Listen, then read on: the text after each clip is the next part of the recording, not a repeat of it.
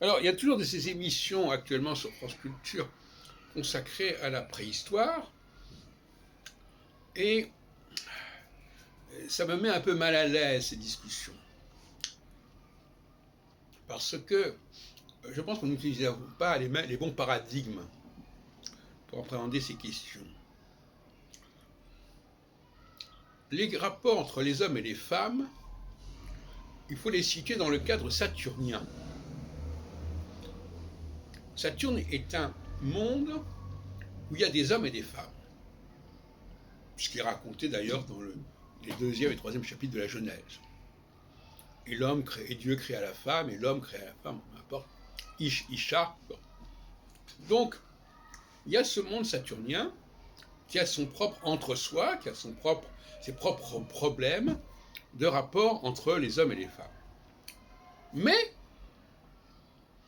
ce monde saturnien ne doit pas faire oublier le monde jupitérien. Le monde jupitérien est un monde du premier chapitre de la Genèse. Le monde des génies, le monde des créateurs, qui est un monde masculin.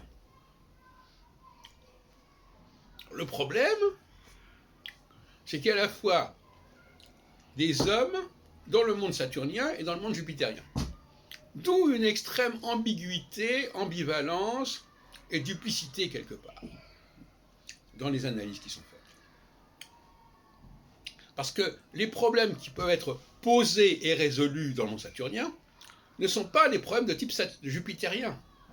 Et on veut nous faire croire, quelque part, n'est-ce pas, que ce n'est qu'un seul et même problème. Mais pas du tout. De la même façon que tout à l'heure je parlais de la notion de créateur, de création, il n'y a pas une seule forme de création. Eh bien, il n'y a pas non plus une seule forme d'humanité.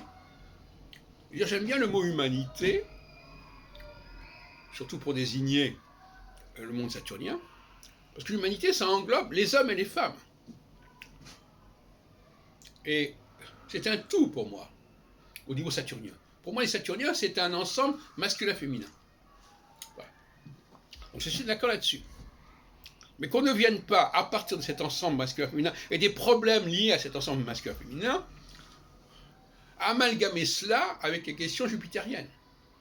Ce qu'on a tendance à vouloir faire absolument actuellement, n'est-ce pas? Bon, ce sont deux problèmes différents, deux niveaux différents.